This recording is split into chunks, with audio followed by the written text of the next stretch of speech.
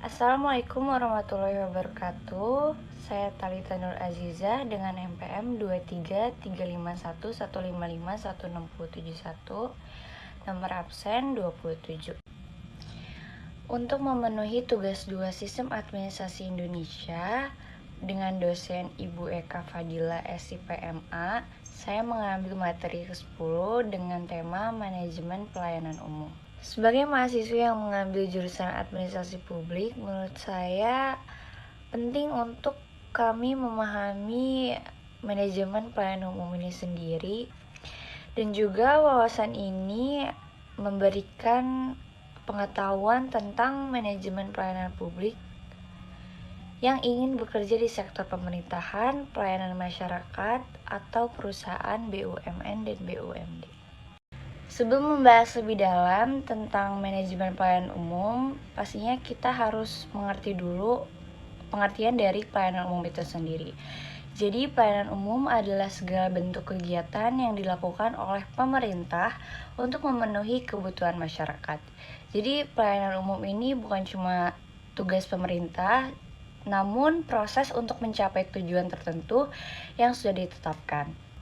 Untuk memenuhi pelayanan umum ini sendiri ada 3 peran atau 3 bagian agar pelayanan umum ini berjalan dengan baik. Yang pertama itu ada pemerintah.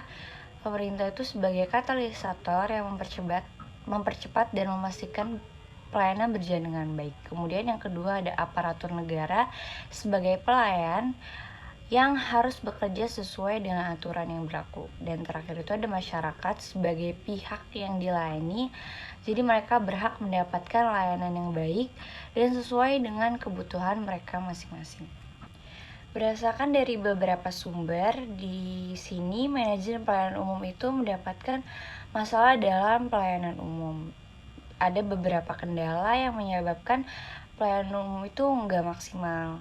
Yang pertama tuh dari segi aparatur pemerintah. Tidak konsisten dalam menerapkan aturan, kemudian kurang disiplin dan profesional dalam bekerja, motivasi kerja rendah, dan juga kurangnya transparansi dalam pelayanan. Kemudian dari segi masyarakat, yang pertama tuh ada budaya masyarakat yang kurang mendukung peningkatan pelayanan ini, kemudian kurangnya kejujuran dan keterbukaan, tingkat pendidikan yang berbeda-beda, dan kesadaran hukum yang masih rendah. Yang terakhir itu dari segi peraturan perundangan, ada aturan yang tumpang tindih sehingga membingungkan pelaksanaannya. Kemudian selanjutnya ada dari segi peraturan perundangan. Yang pertama itu aturan yang tumpang tindih sehingga membingungkan pelaksanaannya. Kemudian kurangnya penyebarluasan informasi mengenai aturan tersebut dan sistem karir pegawai yang tidak jelas. Selanjutnya masalah umum yang saya dapatkan dari beberapa sumber itu ada dari segi prosedur, yang di sini tertera aturan pemerintah kurang lengkap dan jelas, tidak ada sistem informasi yang mendukung pelayanan umum, benturan kepentingan antara pemerintah yang ingin melayani masyarakat sekaligus meningkatkan pendapatan, dan kurangnya pengawasan dari atasan kepada pegawai di lapangan. Lalu dari segi sarana dan prasarana, fasilitas kerja yang tidak memadai sehingga menghambat tugas pegawai, teknologi yang digunakan sudah ketinggalan zaman, kurangnya fasilitas pendukung seperti ruang tunggu dan tempat parkir yang layak. Dan terakhir itu masalah yang saya dapatkan dari beberapa sumber adalah dari segi dana. Dana dari APBN dan APBD masih belum cukup untuk membiayai pelayanan umum. Perlu pengelolaan yang baik dan transparan. Dan harus ada perbaikan layanan baik internal dalam instansi dan maupun eksternal untuk masyarakat.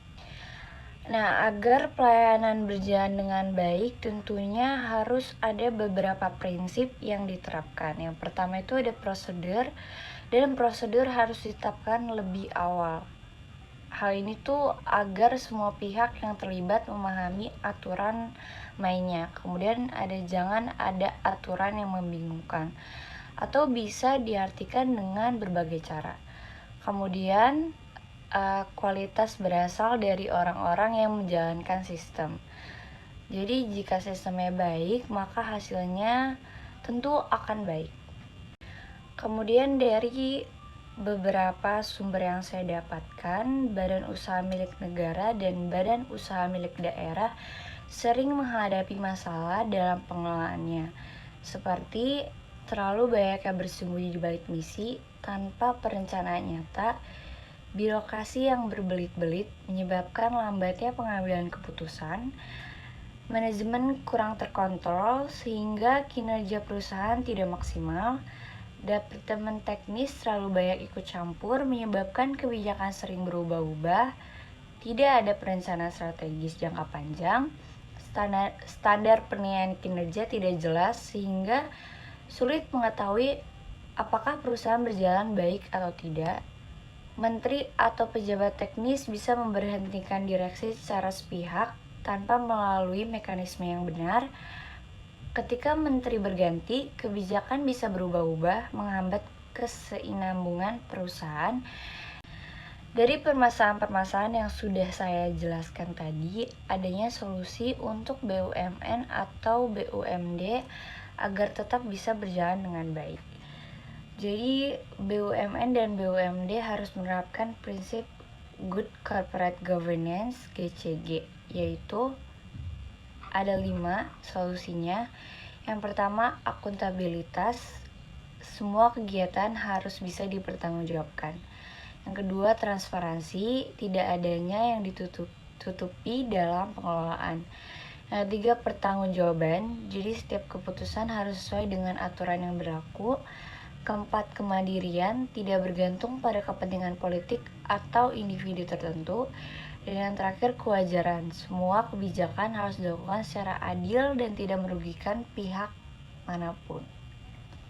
Berikut ada salah satu contoh kendala yang manajemen pelayanan umum sering hadapi, seperti yang terjadi di Dukcapil, BPJS Kesehatan, dan sistem perizinan usaha. Di Dukcapil, masyarakat sering mengalami keterlambatan dalam pengurusan dokumen kependudukan seperti KTP dan KK. Hal ini berakibatkan birokrasi yang lambat, kurangnya transparansi informasi, serta keterbatasan stok belangko iktp, yang dimana kemudian diselesaikan dengan layanan online dan penggunaan NIK digital. Sementara itu, BPJS Kesehatan menghadapi antrean panjang di rumah sakit, prosedur rujukan yang berbelit, serta keterlambatan pembayaran klaim yang menghambat operasional layanan kesehatan, yang diatasi dengan sistem antrian online, penyederhanaan prosedur rujukan, dan peningkatan anggaran untuk pembayaran klaim tepat waktu. Kemudian dalam hal perizinan usaha, sebelum penerapan OSS atau Online Single Submission, pengusaha harus menghadapi prosedur panjang yang sering memakan waktu hingga berbulan-bulan. Sehingga pemerintah menerapkan sistem OSS atau Online Single Submission untuk mempercepat dan menyederhanakan pengurusan izin usaha agar lebih efisien dan transparan.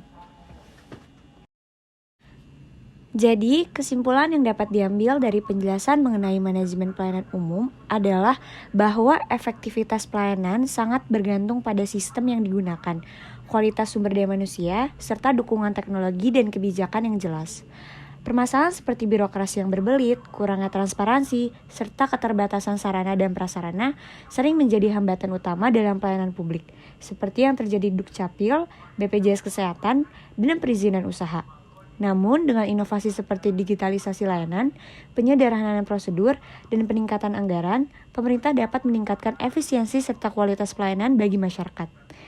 Oleh karena itu, reformasi birokrasi dan penerapan teknologi dalam pelayanan publik harus terus dilakukan untuk memastikan pelayanan yang lebih cepat, transparan, dan merata bagi seluruh masyarakat. Sekian dari penjelasan materi manajemen pelayanan umum yang sudah saya jelaskan. Apabila ada penjelasan yang kurang jelas, kurang rinci, dan kurang mudah dipahami, saya mohon maaf. Assalamualaikum warahmatullahi wabarakatuh. Lately, life's so boring. I've been watching Netflix all day long.